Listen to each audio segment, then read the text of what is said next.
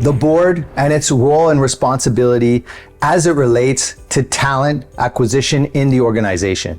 This largely starts with the chair of the board, whose one key responsibility, or one of many key responsibilities, is CEO succession planning.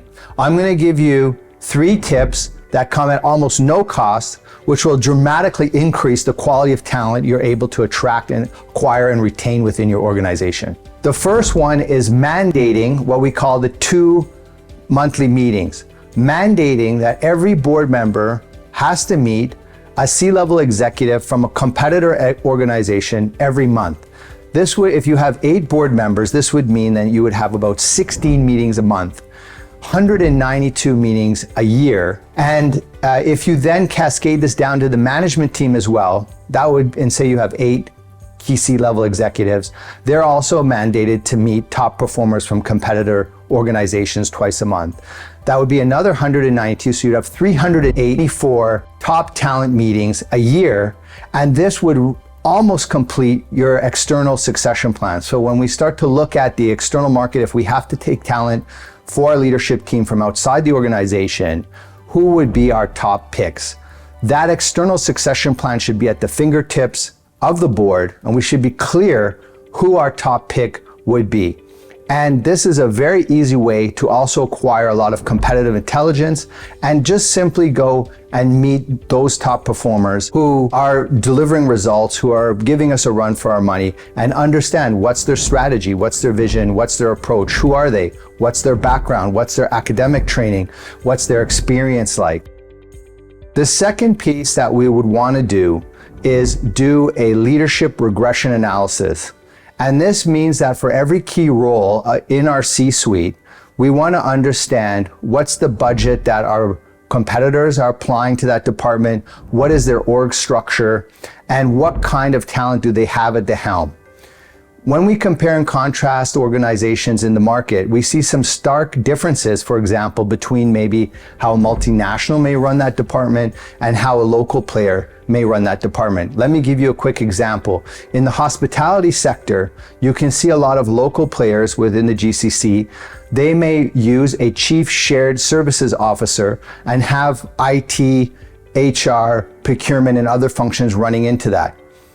On the other side of the fence, the multinational competitor will have a chief information officer, who will have a chief digital officer reporting into them, will have a chief online revenue officer reporting into them, will have a chief technology officer reporting into them.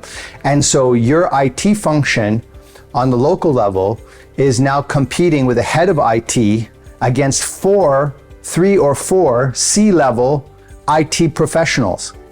So right out of the gates, we can then start to see from the org structure, from the quality of talent that's being come to the table, we can be on the back foot.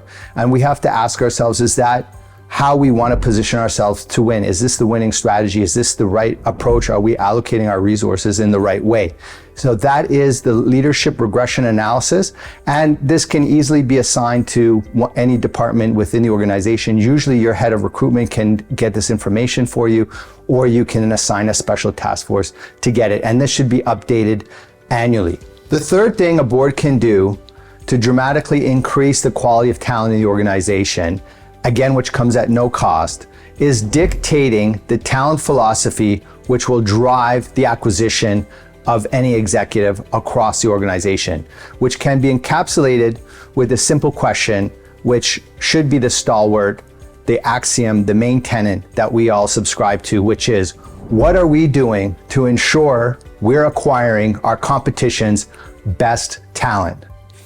And this will just start to move your recruitment department away from what can we do to fill this job as fast as possible. And putting this stalwart up then starts to change all your policies, process, and systems to firstly identifying those top performers and actively direct sourcing the industry's top people. To summarize, 3 simple things you can do at almost no cost to ensure you dramatically increase your capability at acquiring top talent in the market is: number 1, mandate 2 C-level meetings with competitors every month for your board and your management team. This will give you a white knuckle grip on the C-level talent in your industry. Number two, make sure that you are conducting an annual leadership regression analysis of your competitors to understand what kind of talent you're up against, and are you over-investing or under-investing in each of the key capability areas that you need to take market share from your competitors. Number three is ensure that you have the right leadership philosophy that is driving the entire organization from the top. And the one we suggest is using the mantra, what are we doing to ensure we're acquiring our competition's best people? These are three simple things you can implement right away, again, at almost no cost.